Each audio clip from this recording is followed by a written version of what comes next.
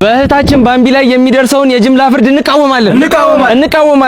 እንኳን ባምቢ ቢምቢ ላይ መፍረድ አይቻልም።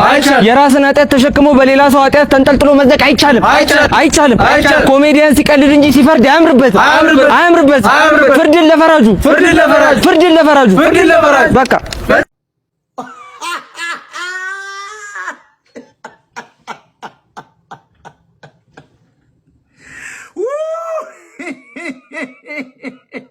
እንዴን ገረዳ ማራጫቱበት ጎበዝ አራሻራርገው ሰው ይስማው። ካንገቴ ላይ ማህተቤን አስፈትሳችሁኛል። ስለሚሰድቡኝ፣ ስለሚዘልፉኝ፣ ስለሚያንቋሽሹኝ ሃይማኖቴን እንዳይናገሩብኝ ስለፈልግን ማህተቤን ነቅያለሁ። እመቤቴ እዚህ ፊት ለፊቴ ነበረች አይደለ? አስነስታችሁኛል። ምክንያቱም ስለምዘልፉኝ የሃይማኖት ትላልቅ ምንድነው ዳቆን ገለመኔ የምትባሉ በአጠቃላይ ማለት ነው ቁጭ ብላችሁ እንደው የእመቤቴ ስለጥፈው ባታወራ ያላችሁ ስሜ ከናንተ ጆሮ ሰምቼ አንስቻለሁ። ለኮሜንታተር አይደለም ለናንተ። ማንም ፍጹም የለም። ምን አይነት ህይወት እንደምናሳልፍ፣ ምን አይነት ላይፍ እንዳለን፣ ምን አይነት ዋጋ እንደምንከፍል እናንተ አታውቁ።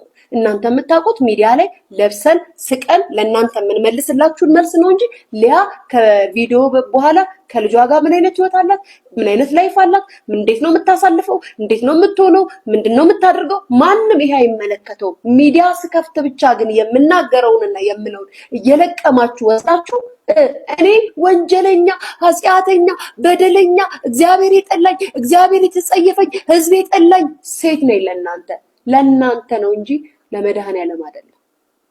ያንን የምታረጉት ደግሞ እናንተ ናችሁ። ባምቢ ዛሬ የተናገርካት ንግግር የምትናገርበት መስመር ነው እንጂ ንግግርህን ተቃውሚው አይደለም። ባምቢን ግን በዚህ ደረጃ መናገር የለብህም። ቤተሰቧን ነክተባታል።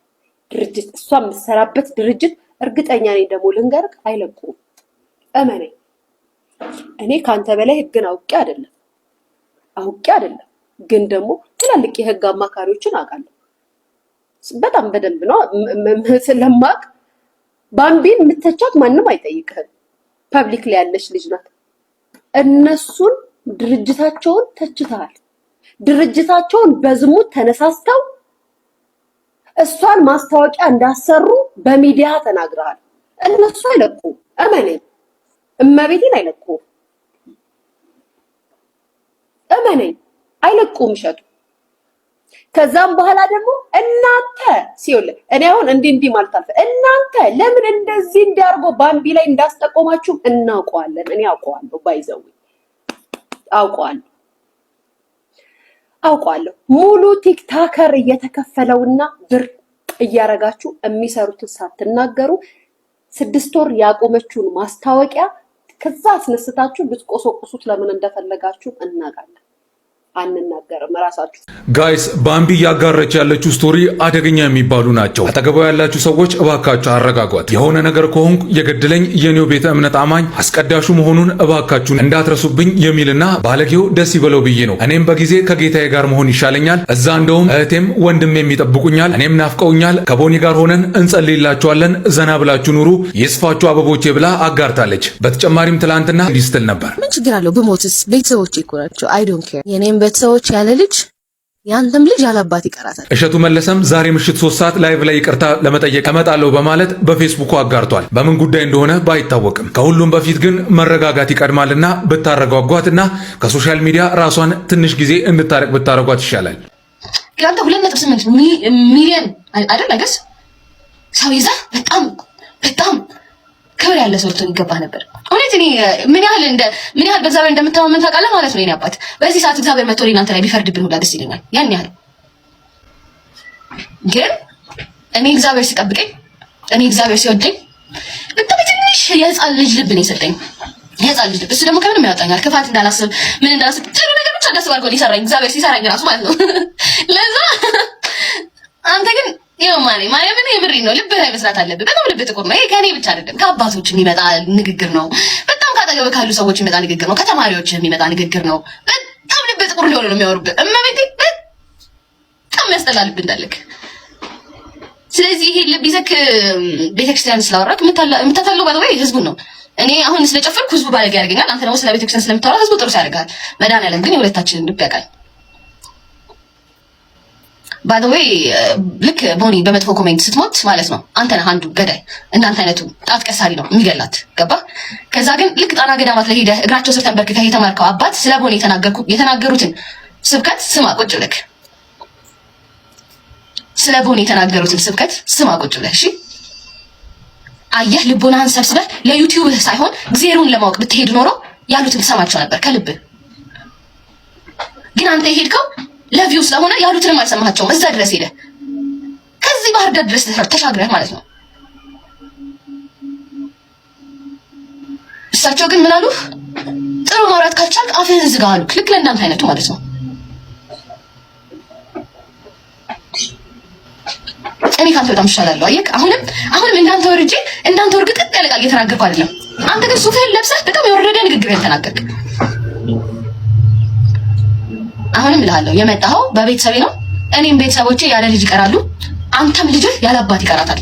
አለበለዚያ ይቅርታ ወጥተህ ትጠይቃታለህ፣ ቪዲዮውንም ታጠፋታለህ፣ ወይ ደግሞ እስኬት ድረስ መሄድ እንደሚችል ዱርዬ ብለኸኝ የለ ዱርዬ ምንም የሚያስጨንቀው ነገር እንደሌለው አሳያለሁ።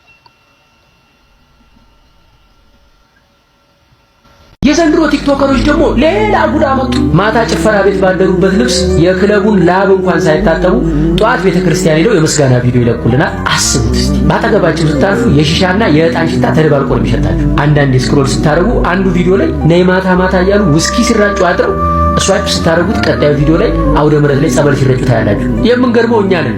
አንድ ባለየ ቲክቶከር ቤተክርስቲያን ግቢ ሲገባ ስናይ እኮ ልክ የደርቢ ዋንጫ እንደበላ ትልቅ ቡድን ድል እንዳስመዘገቡ ነው የምንቆጥረው። ወይኔ ኮመንቱ እና ዘንበዋለን አይደል?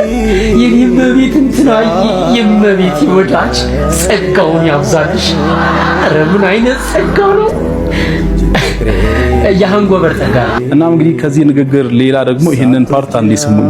የሀገራችን ባለሀብት ለጾታዊ ጉዳይ እኔን ከፈለገኝ ያለ ማንገራገር ዝግጁ ነኝ የሚለው ንግግሯን እንግዲህ ብዙዎች ተቆጥተውበታል። ግን ለካ እሷ ታይቷት ማስታወቂያ እንዳሰራት በሚዲያ አይተናል። እንግዲህ ባለሀብቱን በአደባባይ ክብራቸውን የሚነካ ንግግር መናገሯ መጥፎ መስሎን ነበር። ግን የሥራ ዕድል ካመጣላት እኛም አንዳንድ ካምፓኒዎችን ልንዘረጥጣቸው አስበናል ያሉ ግለሰቦች አሉ። ረፉ። ይሄ ሁሉ እስካሁን ኖርማል ነበር ባይዘው። ምክንያቱም አንዳንድ ድርጅቶች ምርታቸው ይሸጥላቸው እንጂ ማስታወቂያ የሚሰራላቸው ሰው ጭራ ቢኖረው የሰው ጅብ ቢሆን ምንም ግድ የላቸው። እናም እዚህ ጋር የብዙዎችን ትኩረት የሳበው ነገር አንድ ባለሀብት ባገኝ አልምርም የሚል ንግግር ነው። ይህንን እንግዲህ ከቲክቶከሯ ባምቢ ሀበሻ ወይም ከሃና ግሬ ውጪ በሌላ ሰው ስላላየን እሷ ነች የሚል ነገር ነው ሰዎች እያሉ ያሉትና ለዛ ነገር ደግሞ እሷን እየተናገረ እንደሆነ ለማሳየት ያመጡትን ቪዲዮ ላሳያችሁ። ከዚህ በፊት ከባለ ሀብቱ ጋር በእንደዚህ አይነት መንገድ ቪዲዮ ሰርታለች ወይም ደግሞ ላይቭ ላይ ሰዎች ለጠየቋት ጥያቄ እንደዚህ ብላ መልስ ሰጥታ ነበር። ስለዚህ ቀጥታ ይሄ ጉዳይ የሚመለከተው እሷን ነው ብለው ያስቀመጡትን ቪዲዮ ላሳያችሁ። አላሙዲን ይሳሳትብሻል፣ እሷን አትምሰይ፣ ይቅርብሽ። ማንን ማህደር ነው አላሙዲ እንዳይሳሳት? እኔ ቢሳሳት ላርመው፣ እኔ ቢሳሳት እማርመው ይመስላችኋል እንዴ? ቆይ ግን እናንተ እንግዲህ ከባለ ሀብት ጋር የተያያዘ እኔ ባገኘው አልምርም የሚል አይነት ንግግር የተናገረችው እሷ ብቻ ነች። ስለዚህ ይሄ ጉዳይ ቀጥታ እሷን ይመለከታል እና እሷን ለማለት ነው ስሟን መጥራት ነው የቀረ የሚሉ ሰዎች ነበሩ። እናም እንግዲህ ከዛ ውጪ ቀጥሎም እንግዲህ ለገዳም ቪዲዮ ይሰራሉ እነዚህ ሰዎች። ለምንም አይነት ድርጅት ቪዲዮ ቢሰሩ ማስታወቂያ ባምቢ ሀበሻን ለምን የቤተ ክርስቲያንን ስራ ማስታወቂያ ትሰራለች?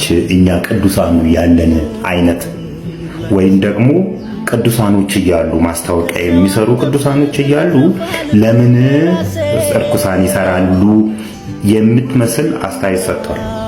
እንግዲህ ይሄ ከምን ይመነጫል መሰላችሁ? ቤተ ክርስቲያንን ደጋግሞ ከመዝረፍ፣ ከቤተ ክርስቲያን ደጋግሞ ኮሚሽን ከመብላት፣ ቤተ ክርስቲያን ደጋግሞ ከመሄድ የተነሳ ኢየሱስ አጎታቸው ይመስላቸዋል። ቤተ ክርስቲያን ደግሞ ያጎታቸው ቤት ይመስላቸዋል።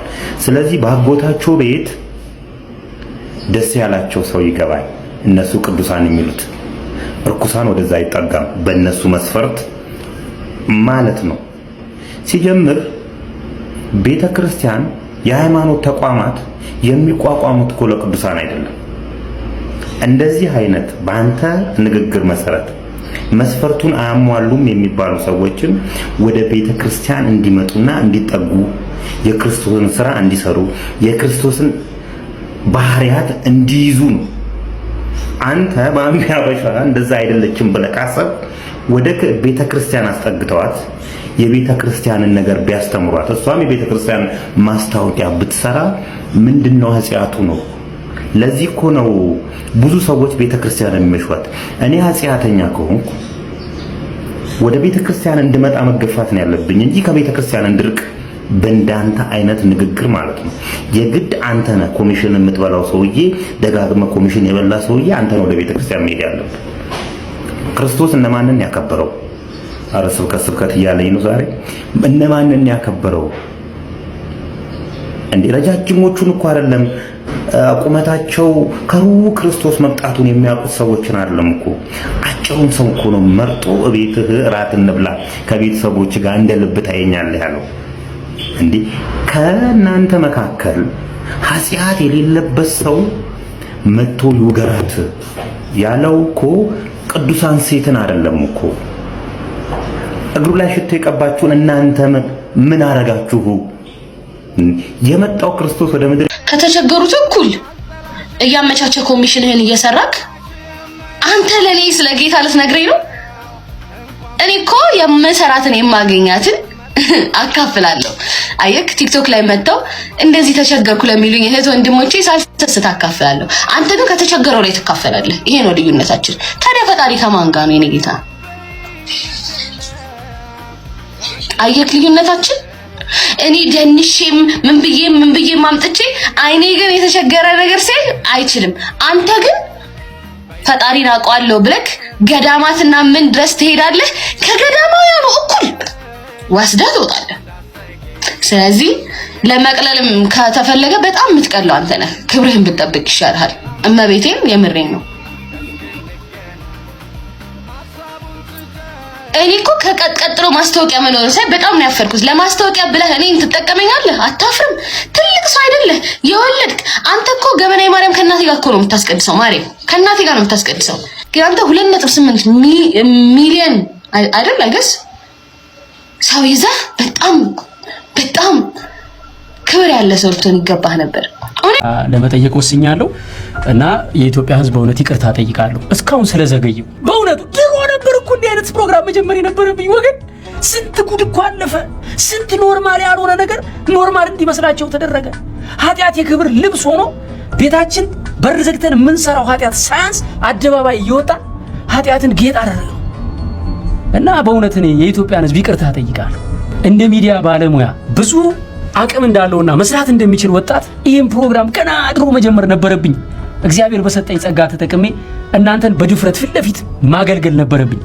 እስከዛሬ እንግዲህ ብዙ ነገር እያቃጠለኝ ብዙ ነገር አንጀቴን እያሳረረው ዝም ብዬ ቆይቻለሁ። ከዚህ በኋላ ግን እስከ መጨረሻው እውነቱን የማወጣበት ፊታችሁ የምቆምበት ኖርማል ያልሆነ ነገር ሚዲያ ላይ ሲሰራ ኖርማል አይደለም የምልበትን አቅም እንዲሰጠኝ እባካችሁ በጸሎታችሁ አግዙኝ ነው የምለው። አሁንም መልእክታችን አንድ ነው።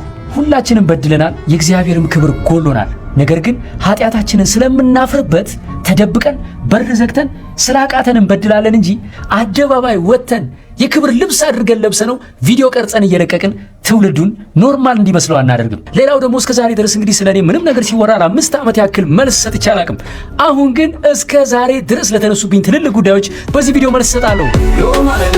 እንግዲህ ተመልካቾቻችን ዘንድሮ እየተቸገርን ያለነው ነገር ምንድነው? አንድ ሰው የሆነ ነገር ካለ በኋላ ሰውየው ያለው ነገር እውነት ከሆነ እውነትን አታክ ማድረግ ስለማይቻል መጀመሪያ ሰውየው የተናገረውን መቀየር፣ መገልበጥ፣ ትርጉሙን ማዛባት፣ ከዛ በኋላ ያን የተዛባ ነገር ደግሞ መተቸት